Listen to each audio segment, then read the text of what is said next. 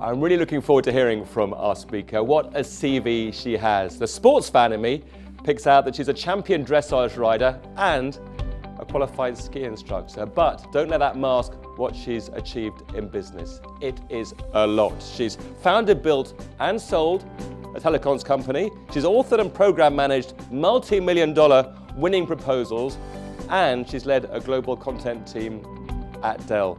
For the past 20 years, she's been researching what drives successful people. And today she shares with us why motivation matters more than talent.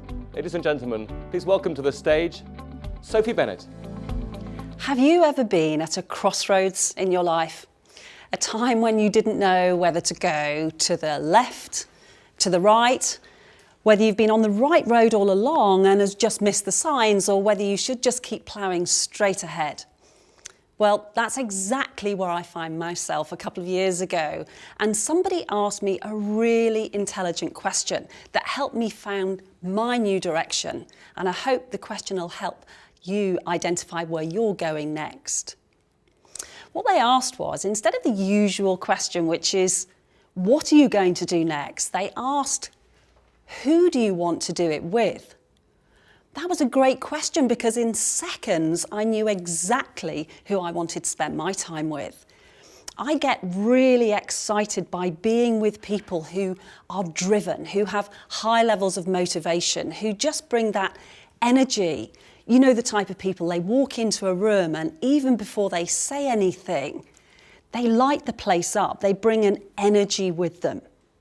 They're the people I wanted to spend my time. And because I'm an author, I figured a great excuse to do it for a long time would be to write a book about them.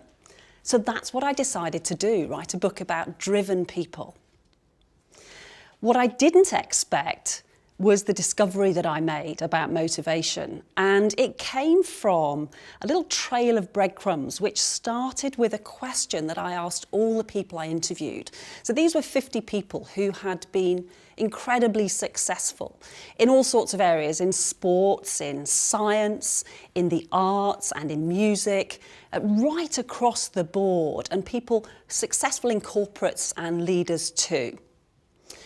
The one question that stopped me in my tracks was this. I asked them all, when was it that you first realised that you were different to everybody else, that you were different from your peers, your family, your friends at school, your students, the people at work? And what absolutely knocked my socks off was the fact that everybody took me back to a singular memory of when they were between 8 and 12 or 13 years old. I hadn't expected it. And some of the people I interviewed were in their 20s, some were in their 50s, and some well into their 70s and beyond. What that showed me was that although we can have a type of motivation that we read about in books, if you've read Daniel Pink's Drive, an excellent book on motivation, which is a meta-study on many studies that have been done in universities around the world, he identifies 3 different types of drivers that help people stay motivated in the workplace. They are mastery, being able to pursue something that you get really good at. Autonomy, being able to make your own choices and decisions about who you work with, what you do and when you do it. And having a clear sense of purpose. Now, I don't know about you, but when I was between 8 and 12 years old, I didn't really think about mastering anything. I certainly didn't have a lot of autonomy. My parents told me what to do, my school teachers managed my daytimes. And in terms of a purpose, well, I didn't really get out of bed. What about you? Knowing exactly what my purpose in life was. I found that came later.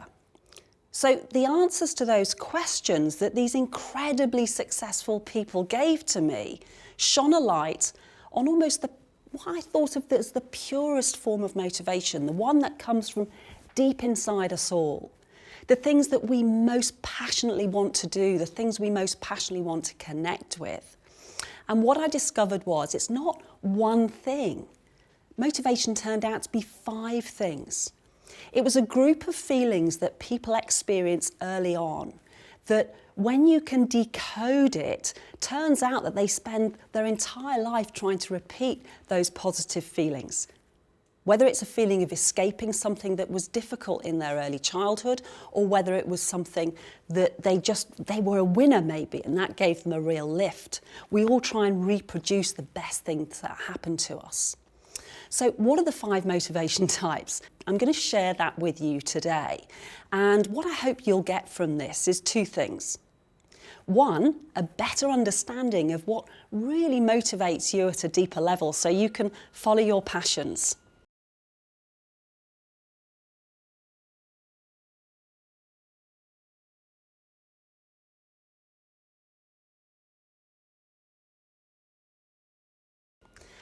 The second thing is a potential understanding of the people around you, people in your team, in your family, in your community, that you can use your observational skills to get more from the people in your environment and help them develop their skills.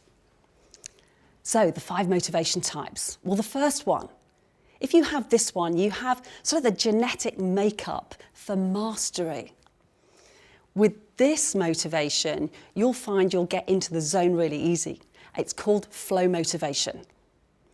Now, we've all heard about flow. We've all heard about being in the zone. And it turns out that science has had some big surprises about flow motivation in the last few years.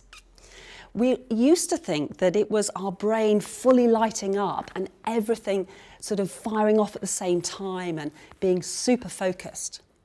Well, it turns out we do get super focused, but not quite in that way. When you're in flow, your frontal cortex actually shuts down. That's the bit at the front of your brain. Your brain takes in a peripheral awareness that allows you to take in multiple information sources so that you get hyper aware. The sort of people that are attracted to flow motivation tend to have a flow experience very early in their lives. Somebody I interviewed for the book, a guy called Paul Adamson. Now, Paul was a really interesting character. He had a terrible stutter when he was a young man. He lacked incredible self-confidence. He didn't have the easiest time at home, and yet he found peace and tranquility out on the water. When he was in his early teens, he told me in his interview that he was out on a boat and he could feel the wind in his hair and the sea spray on his face, leaning on his little boat. And he said, for the first time, he said, Sophie, I felt free. I just knew what the water was going to do underneath me. Now, interestingly, Paul went on to follow that path. He's developed his flow motivation. He became a professional speaker. He got rid of the stammer, but he also sailed around the world. And in fact, he took Eddie Jordan from Formula One fame on a 2-year dream round the world trip. He actually skippered that yacht. In addition to that, he's now running oyster yachts. So he's become commercially very successful as he's developed his other areas of motivation and talent as well. So that's flow motivation. The next type of motivation is much more people-driven. You'll find this next type of motivated person at the centre of every community and every network. This is inclusion motivation. This is where people are great connectors with others, people who seem to attract others and draw in networks of people, are great at building relationships. They really care what other people think about them, and they really care how they connect to their world and their communities. You'll find them at the heart of every choir, the heart of every business network, and the centre of companies with a really strong culture. They care deeply about people. I met an inclusion motivated person who I thought was such a strong example of this that she agreed to be interviewed for the book just before she won her MBE for Services to Entrepreneurship. Judy Narker, I first met when I sat at an awards ceremony, and she asked me where I lived, a really simple question. Now, I live in the middle of nowhere, so I never expect anybody to know the answer, but when I told her, she rattled off the fact that somebody in her previous life, before she sold her company, was one of her distributors who lived in the next town. She told me her name, her husband's name, her children's name, and I thought she was going to tell me everybody's birthdays. And then she looked at me straight in the eye and said, I can tell you that, about every single person I've ever worked with who was one of my distributors. And there were 300 of them. Now that is a classic example of inclusion motivation at play and somebody who plays to their strengths. Interestingly, Judy was the founder of the Saint-Tropez tanning empire, and she sold that business, having started it from the back of her car, just selling products out of the boot, and then sold it for over £60 million, almost 11 years to the day later. So inclusion motivation can really pay. The third type of motivation is a completely different animal. This one burns really, really brightly. If you have this motivation, you're likely to be hyper-competitive and love being measured. It's results motivation. You'll find powerful results motivation in every professional sports person, in every great salesperson. Results motivation is all about being compared to others. It's about winning. And people who've usually had this have started off, they've had an early childhood memory where they've won something and felt really special. They learned that winning things is a really powerful way to feel good about themselves and to demonstrate their worth to everybody else. I interviewed a few sports people, unsurprisingly, and one of the people I interviewed was actually an old colleague of mine, a guy called Carl Hester, and Carl has competed at 5 Olympic Games now. Now, although Carl is flow motivated, he has a very high results drive, unsurprisingly. But his pupil, who regularly beats him and in fact took the gold at Olympics at 2012 and in Rio at 2016, his training partner, Charlotte Desjardins. Charlotte has flow motivation too. You need it for my sport, which is the sport of dressage. However, her results motivation is just a touch stronger than Carl's. She is willing to sacrifice flow in order to win. Carl less so.